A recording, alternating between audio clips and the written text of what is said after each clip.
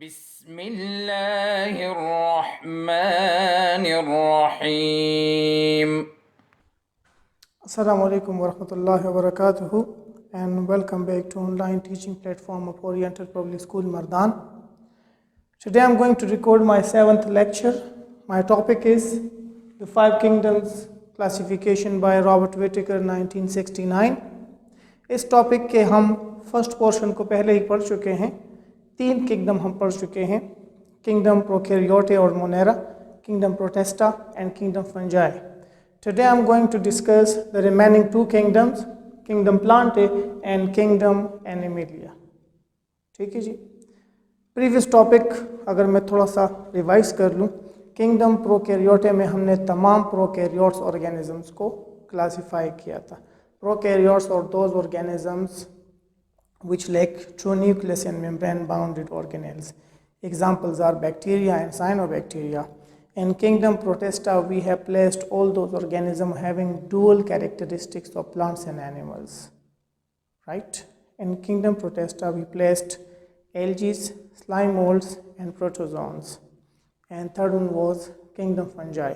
Kingdom Fungi are those organisms which are eukaryotic, they're multicellular, they have no chloroplast, their cell wall composed of chitin, they are heterotrophic in nature. And the examples are mushroom and rhizopus or bread mold. ठीक है, ये हमने 3 की खसूसियात पढ़े थे, 3 kingdoms की हमने characteristics पढ़ी थी. आज आ रहे हैं रिमेनिंग 2 किंगडम्स की तरफ. 4th किंगडम है किंगडम प्लांटे. किंगडम प्लांटे में हम उन ऑर्गेनिजम्स को रखते हैं which possess the characteristics of plants. अब प्लांट्स क्या चीज़ हैं, यहाँ पे ऑलरेडी कैरेक्टरिस्टिक्स मैंने लिखी हुई है. Now I am going to discuss each one in a bit detail. First, all plants are multicellular organisms. Are the organism belong to kingdom Plante will be multicellular. Multicellular, you already know. Multicellulars are those organisms whose bodies consist of more than one cells or many cells. Second is they will be eukaryotic. Organisms' bodies will consist of eukaryotic cell, and eukaryotic cell we have learned in the previous topic, in the previous lecture. Eukaryotic cells are those cells which possess a true nucleus and membrane bounded organelles. So all plants will be eukaryotic. They will be autotroph. All plants will be autotroph, or all organisms belong to kingdom Plante will be autotroph. Autotroph are those organisms which possess chloroplast in their cell. Chloroplast contain a special kind of pigment called chlorophyll. That chlorophyll absorbs light energy and convert it into chemical energy in the process of photosynthesis. Autotroph वो organisms होते हैं जो photosynthesis के through अपनी खुराक खुद बना सकते हैं, उनको ऑटोट्रॉप कहा जाता है. ठीक है जी. ऑटोट्रॉप किसे कहते हैं? Those organism which can synthesize their food for themselves by the process of photosynthesis are called autotroph. सारे ग्रीन प्लांट ऑटोट्रॉप कहलाते हैं. Next, their cell wall is made up of cellulose. इनका सेल वॉल सेल्यूलोज का बना हुआ होता है. If you remember, हमने पढ़ा था cell wall of all monerans are made up of murein, cell wall of all fungi are made up of chitin, and now the cell wall of all plants are consist of cellulose. याद रख लें, murine, chitin, cellulose, ये तीनों किस्म के जो structures हैं या जो केमिकल कंपाउंड्स हैं, ये बिलोंग करते हैं कार्बोहाइड्रेट के साथ. ये सारे कार्बोहाइड्रेट्स हैं, but they are structurally different from one another. एक दूसरे से अपने स्ट्रक्चर में मुख्तलिफ होते हैं. म्यूरिन की अलग स्ट्रक्चर है, काइटिन की अलग स्ट्रक्चर है, एंड सेल्यूलोज की स्ट्रक्चर अलग है, और स्ट्रक्चर की वजह से इनकी फिजिकल प्रॉपर्टीज़ में भी चेंजेस आती हैं. ठीक है जी, इतना आप सीख लें.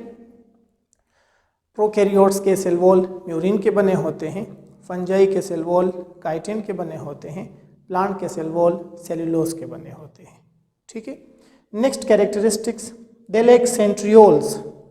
इनके अंदर सेंट्रियोल्स नहीं होते, या in other word we can say the cells of kingdom Plantae lack centrioles. Centriole क्या चीज़ है? Centriole, a special organelle which play an important role in the process of cell division, which is only present inside animal cell. Centriole सिर्फ और सिर्फ animal cell के अंदर मौजूद होते हैं और इनका काम होता है सेल डिवीजन। अब आपके जहन में डेफिनेटली क्वेश्चन आएगा कि सेल डिवीजन तो प्लांट में भी होता है। अगर प्लांट के अंदर सेल डिवीजन होता है और सेंट्रियोल मौजूद नहीं है तो फिर सेल डिवीजन किस तरह होता है? तो इसका आसान जवाब है, डिटेल इंशाल्लाह आप नेक्स्ट क्लासेस में फिर सीख जाएंगे। क्लास 9 में जब आप सेल डिवीजन पढ़ेंगे फिर आप डिटेल में आपको आंसर मिल जाएगा। यहाँ पे इतने पढ़ लें, प्लांट सेल के अंदर सेंट्रियोल्स नहीं होते, इनमें सेल डिवीजन बिना सेंट्रियोल के होता है। सेंट्रियोल सिर्फ और सिर्फ एनिमल सेल में पाए जाते हैं, right. The cells of kingdom Plantae lack centriole, they have no centrioles. Next one, they reserve food in the form of starch. Food को starch के फॉर्म में रिजर्व करते हैं। If you remember, kingdom fungi इसको glycogen के form में reserve करता था और किंगडम प्लांट इसको स्टार्च के फॉर्म में रिजर्व कर रहा है। किस फॉर्म में रिजर्व कर रहा है? स्टार्च के फॉर्म में रिजर्व कर रहा है। स्टार्च भी कार्बोहाइड्रेट का एक फॉर्म है जिसको हम स्टोरेज पॉलीसेकेराइड कहते हैं। एग्जाम्पल आप हैं ब्रासिका कैम्पेस्ट्रिस, मस्टर्ड प्लांट, सरसों का पौधा जिसको आप कहते हैं, पुख्तों की मंगवाई शलशम चिकम प्लांट थी, शलशम येलो फ्लावर से पैदा की, ये ब्रासिका कैम्पेस्ट्रिस हैं। और पाइनस ट्रीज हैं। आपके इर्द गिर्द बहुत सारे जो ग्रीन प्लांट हैं ये सब आप एग्जाम्पल ले सकते हैं, ठीक है। Once again, the characteristics of kingdom plant are given below. All organism kingdom plantae will be multicellular, they will be eukaryotic, they will be autotroph. They will possess a cell wall which will be made up of cellulose. They will lack centrioles. They will reserve food in the form of starch and their bodies are in their cells. And examples are Brassica campestris and Pinus, etc. Pinus conifer forest हम कहते हैं, pine trees होते हैं, रोज़ होते हैं, रोज़ के अलावा आप तमाम ग्रीन प्लांट्स इसमें ले सकते हैं, ठीक है।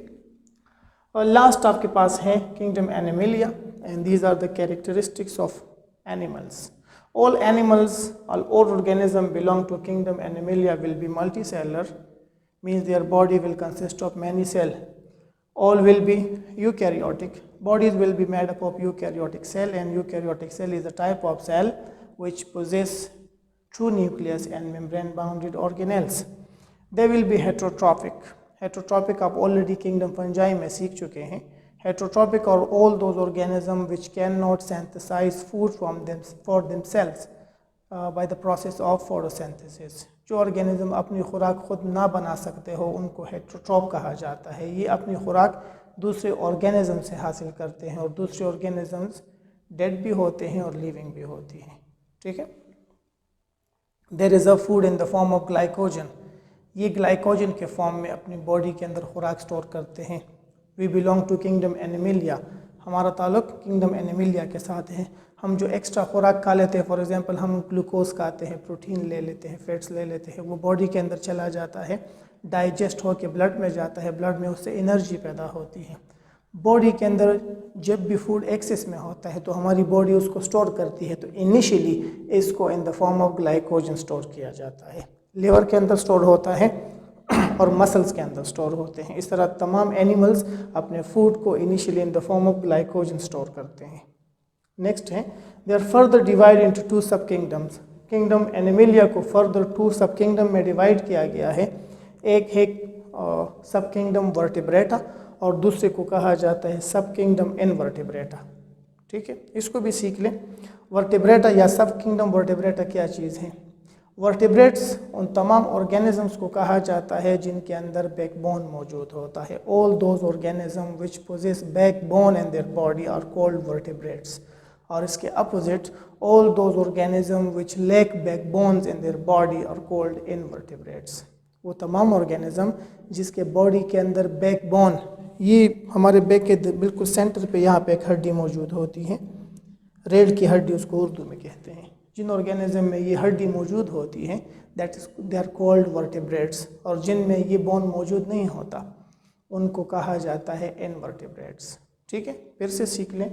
Kingdom Animalia is further divided into 2 sub kingdoms. The first one is सब किंगडम वर्टिब्रेटा और दूसरे को कहा जाता है सब किंगडम इनवर्टिब्रेटा। वर्टिब्रेटा में उन तमाम ऑर्गेनिजम्स को रखा जाता है which possess backbone like frog, birds, man, mammals, reptiles, birds, fish, ये तमाम इसी में आते हैं। और दूसरा इनवर्टिब्रेट है। Invertebrate sub kingdom invertebrata consist of those organism which lack backbone. उसमें आप तमाम इंसेक्ट्स को ले सकते हैं, जेलीफिश को आप ले सकते हैं, तमाम इनवर्टिब्रेट जितने भी हैं उन सबको हम ले सकते हैं उसमें से। ठीक है बेटा, this is the end of the lecture, right. जिस तरह आपको पहला होमवर्क मिला था कि आपने तीनों के आपने कैरेक्टरिस्टिक्स लिखी थी, तीनों किंगडम्स के, इसी तरह से अब आपने इन दो किंगडम्स के अलग से कैरेक्टरिस्टिक्स लिखने हैं और फिर व्हाट्सएप ग्रुप में शेयर करना है चेक करवाने के लिए। ठीक है, थैंक यू सो मच। इसके साथ 5 किंगडम्स ख़त्म हो गए हैं। इंशाल्लाह नेक्स्ट वीडियो में आप नए टॉपिक के बारे में पढ़ेंगे। Thank you so much. اللهم انفعنا بما علمتنا وعلمنا ما ينفعنا وزدنا علما.